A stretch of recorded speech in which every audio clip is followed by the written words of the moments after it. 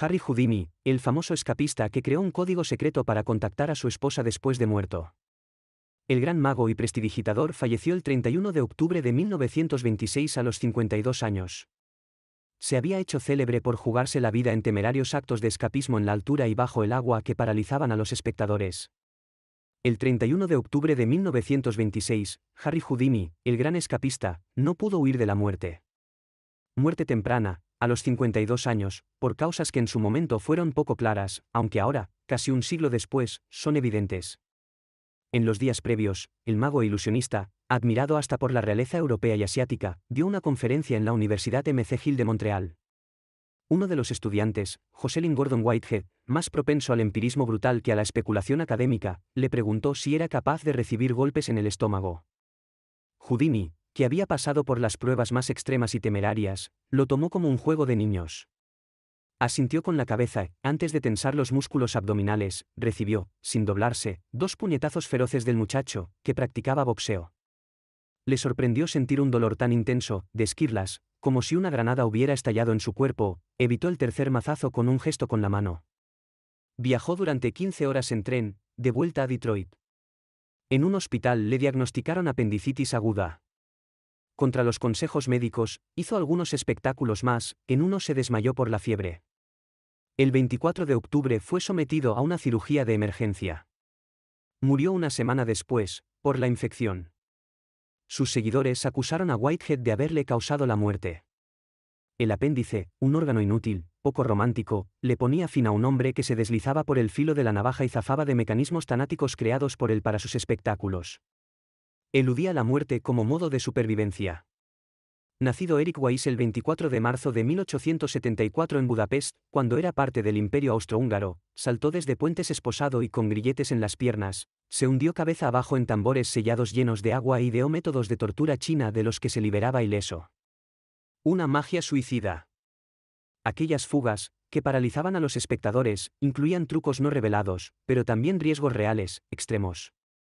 Tras su muerte en una cama, sin shows ni alardes, los fanáticos esperaron que el gran Houdini, hijo de un rabino inmigrante radicado en los Estados Unidos, se comunicara desde el más allá. Pero el escapista no quiso hacer contacto con el más acá, aunque le había prometido a su esposa y asistente en escena, Beatrice, con la que se había casado en 1894, que, de ser posible, lo haría. Ella lo esperó en vano durante una década. Hasta que, en Halloween de 1936, se resignó y dijo: Houdini no regresó. Mi última esperanza se ha ido. No creo que él pueda volver a mí ni a nadie. Su exmarido, célebre a ambos lados del Atlántico, seguía en su tumba del cementerio McPele, en Queens, Nueva York, convertido en sitio de peregrinaciones y rituales de magos. Una prueba escéptica contra los cultores de eslogans y arengas tipo Nothing is impossible, bla bla. Nace una estrella. El primer acto de escapismo de Harry Houdini fue de la pobreza. A los 4 años, su familia se mudó a Appleton, Wisconsin. Con 5 hermanos, y padres que casi no tenían ingresos económicos, a los 8 años vendía periódicos y lustraba zapatos. No iba al colegio, la escuela de la calle. Hasta que su vida tuvo un momento bisagra, el día en que su padre, Mayer Samuel, lo llevó a ver el espectáculo de un mago itinerante conocido como Dr. Lin. Deslumbrado, a los 9 años, Harry formó un circo comunitario con sus amigos del barrio, actuó por primera vez ante el público el 28 de octubre de 1883, como contorsionista y trapecista, bajo el seudónimo Erich, el príncipe del aire. Después, se fue con un circo profesional, ambulante, y empezó una carrera nómade. Hasta que se asentó por un tiempo en Nueva York, ya convertido en mago. Su otro hobby era el deporte, con su físico privilegiado, elástico, se destacaba en el atletismo y la natación. El nombre Harry Houdini lo tomó del libro Memorias de Robert Houdin, embajador, autor y conjurado, que narraba la historia del mago Jan Eugene Robert Houdin, apellido al que el joven nacido en Budapest le agregó una i. Sus inicios escénicos, eclécticos, se basaron en los trucos de naipes y el trapecismo. Lo secundaban Theo, uno de sus hermanos, y luego Beatrice, su futura esposa. Los avances de Harry como prestidigitador fueron acompañados por sus primeras proezas como escapista. Tanto en América como en Europa, dejaba sin aliento al público librándose de cajas fuertes arrojadas al mar, de camisas de fuerzas que lo embutían mientras colgaba boca abajo de rascacielos, y de toda especie de esposas aunque nunca se separó de la propia, de chalecos de manicomios, baúles, cuerdas, cadenas y candados. El primer número artístico que patentó, en 1894, consistía en meterse dentro una bolsa que a la vez era introducida en un baúl, luego trabado. Beatrice se paraba sobre la tapa. Tras un breve corrimiento de cortina, el escapista aparecía en el lugar de la mujer. Un truco que representó más de 10.000 veces y que aún hoy es imitado. Su otra especialidad eran los cerrojos. En Europa, para promocionarse, se presentó en una comisaría, ante un jefe de policía que le puso las esposas y lo encerró con placer, claro, para luego asombrarse con el escape de su rehén, ante periodistas que publicaron la noticia sin ser sospechosos de estar ensobrados. El gran cerrajero. Hay gente que les teme a los cerrajeros más que a los espíritus malignos. Con razón. En primer lugar, porque está más comprobado que los cerrajeros existen; en segundo, porque, si los llamas fuera de su horario laboral, te permiten abrir la puerta pero te obligan a hipotecar la casa, una hipérbole relativa. Houdini había trabajado como aprendiz de este oficio temible para los clientes y tenía un conocimiento profundo sobre cerrajería. Ojo, en aquella época había tan solo un centenar de variantes de llaves para todas las cerraduras, aproximadamente el 70% se abría con la misma llave. Aunque muchos de sus trucos siguen siendo secretos, se supone que Houdini ocultaba ganzúas, llaves y otras herramientas en distintos orificios de su cuerpo o que se las tragaba y regurgitaba. Sin entrar en detalles escatológicos, recordemos que en 1904, en el Teatro Hippodrome de Londres, consiguió liberarse de un par de esposas especiales diseñadas por un mecánico británico que se había tomado 5 años para fabricarlas. Antes, en 1901, en Colonia, Alemania, había hecho lo mismo con una cerradura diseñada por un mecánico alemán, un dispositivo supuestamente inexpugnable. Houdini fue acusado de fraude y llevado ante los tribunales, pero nadie logró probar que hubiera hecho trampa. Luego subió la apuesta en sus shows, agregó mecanismos que ponían seriamente en riesgo su vida. El morbo convoca, cada vez hubo más espectadores de aquel escapismo extremo y sin red. Al estilo murciélago envuelto en sus alas, Houdini se colgó de las terrazas de edificios altos por los pies, cabeza abajo, encorsetado en chalecos de fuerza. Su cámara de tortura china causó furor. Su cuerpo, también cabeza abajo, quedaba sumergido en una cámara acuática con los pies sujetos a la tapa de cierre hermética. Un telón cubría el dispositivo, a la vez rodeado por asistentes con hachas por si algo fallaba. Houdini lograba escapar a los 4 minutos, pero la tensión psicológica que generaba era máxima. Cuando acumuló fama y dinero, se permitió alternar esa angustia con magias no letales, al menos para él, hizo desaparecer a un elefante en Broadway. Así llegó a ser un personaje célebre.